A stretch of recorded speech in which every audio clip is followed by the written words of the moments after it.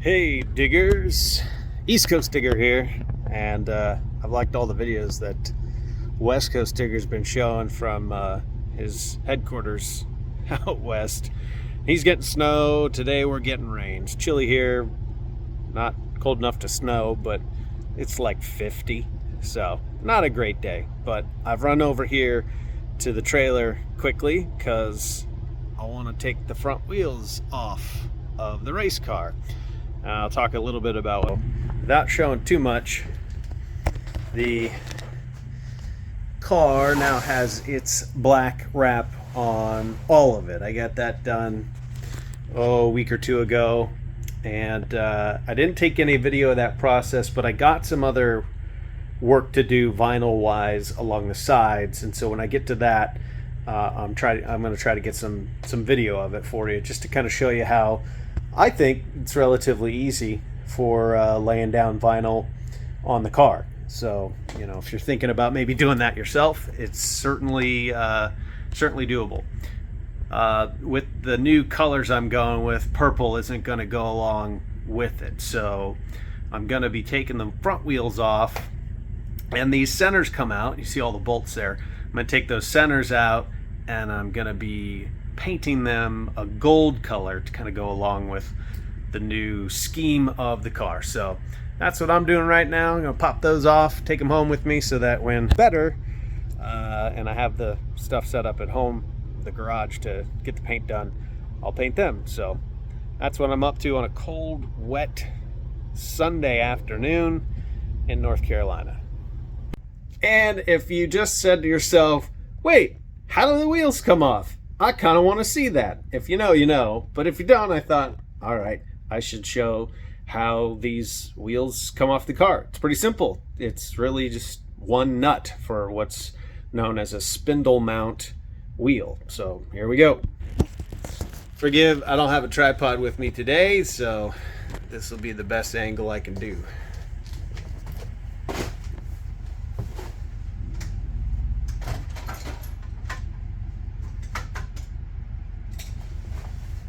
Alright, so first is to get these caps off, and sometimes they come off real easy, just with your hand. Other times you need a little screwdriver.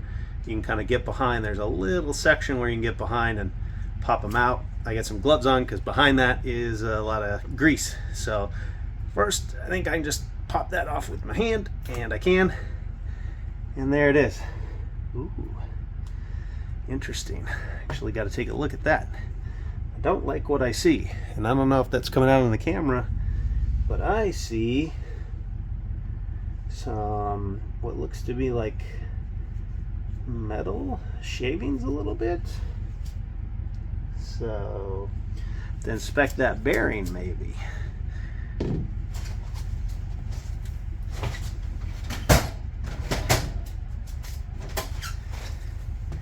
Next, some needle nose pliers to bend this cotter pin straight so we can pull it out. The cotter pin just kind of holds the nut from being able to back off inside.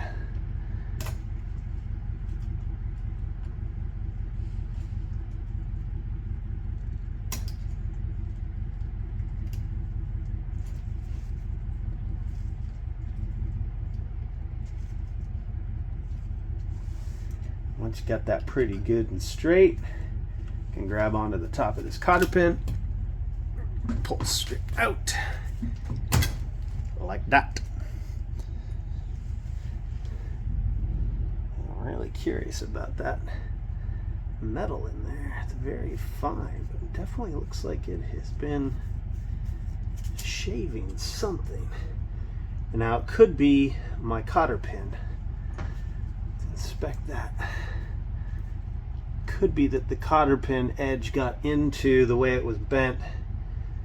It's possible it was just running on the edge of that, but because it's all out here, I don't see anything back behind the washer or really even on the edge part in here. It's all just kind of up front in this area. So that might just be wear on the cotter pin, or the cotter pin pushing into the edge of here. If it was just dragging along there lightly, it's possible.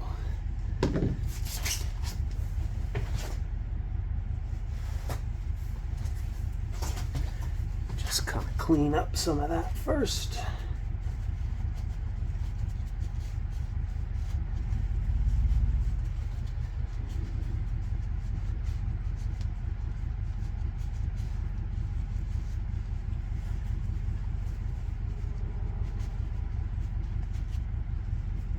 Push some of that back in there.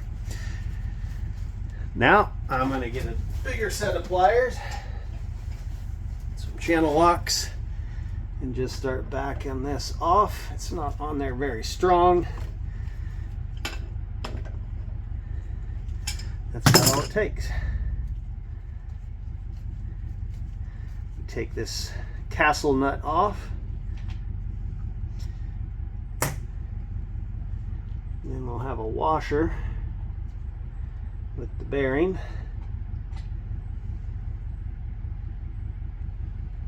That's kind of really what I'm interested in, is the bearing. And that looks good so far. So I don't think that's where any of my metal is coming from.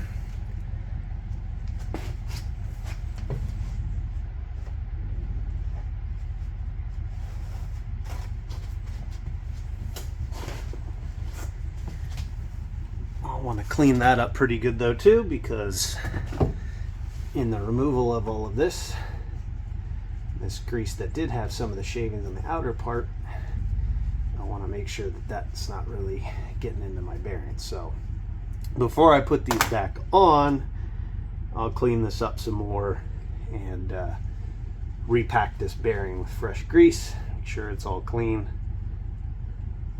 and just inspect it further once I clean it too, to make sure it is in fact in good shape, or even, you know, potentially put a different one and replace it. But with that out of the way, they just come right off, and that's it. Simple as that.